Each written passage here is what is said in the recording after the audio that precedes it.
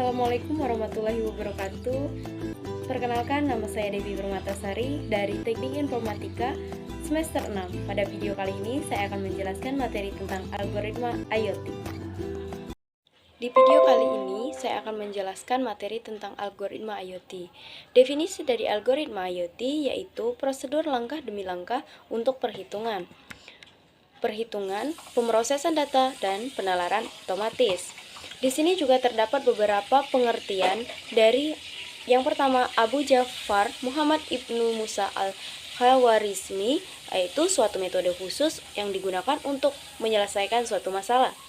Yang kedua yaitu menurut Donald Erwin Knuth, sekumpulan aturan-aturan berhingga yang memberikan sederetan operasi-operasi untuk menyelesaikan suatu masalah tertentu. Yang ketiga yaitu S.E. Goldman dan S.T.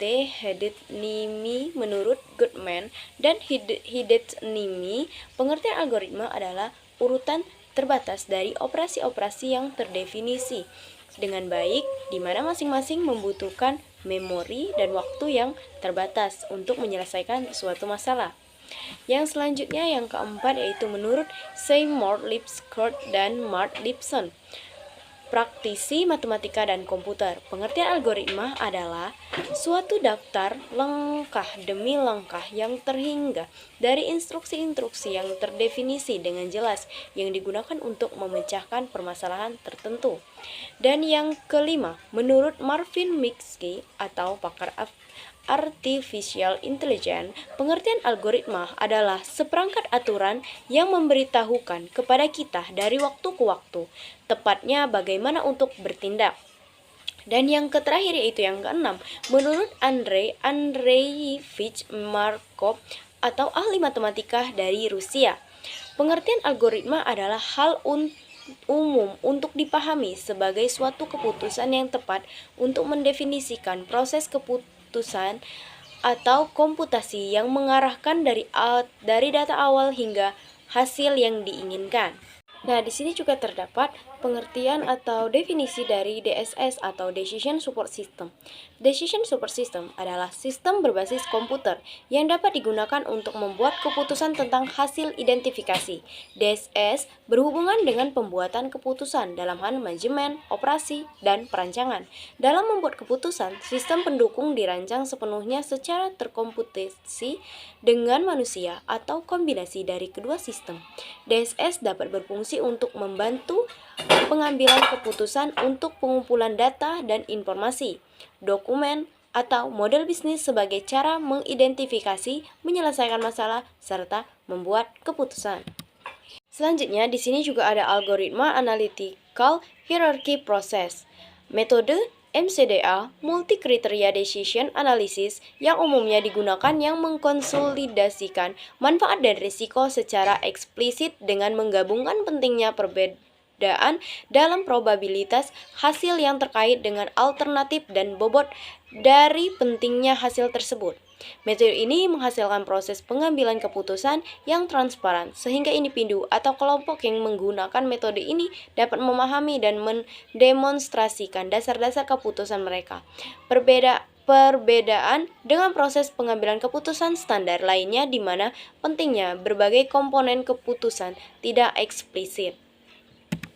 Selanjutnya ada AHP, menguraikan masalah multifaktor atau multikriteria menjadi suatu hierarki. Hierarki didefinisikan sebagai suatu representasi dari sebuah permasalahan yang kompleks dalam suatu struktur multi level, di mana level pertama adalah tujuan yang diikuti level faktor, kriteria, subkriteria, dan seterusnya ke bawah hingga level terakhir dari alternatif. Nah, berikut adalah dasar-dasar dalam pemecahan masalah dengan Analytical Hierarchy Process atau AHP. Yang pertama, menentukan hierarki. Yang kedua, menentukan prioritas elemen dengan membuat perbandingan berpasangan sintesis. Yang ketiga, mengukur konsistensi max. Nah, yang keempat, hitung konsistensi indeks dengan rumus CI sama dengan max. min n garis miring n min 1.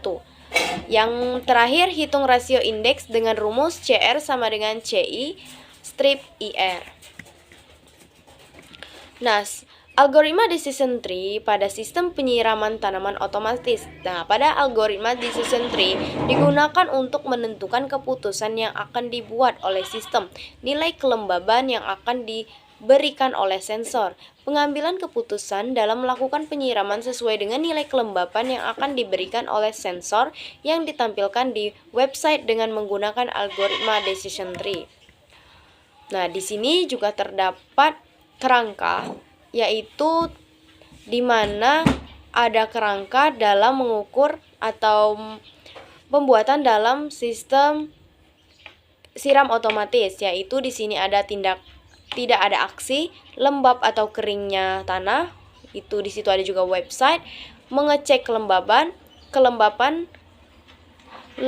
kurang dari sama dengan 400 atau kelembapan lebih dari 400. Nah, di sini ada pompa mati dan juga pompa hidup. Di sini juga ada catu dayanya, sensor kelembapan, Arduino, relay, pompa air, router, HP atau laptop untuk mengoperasikannya.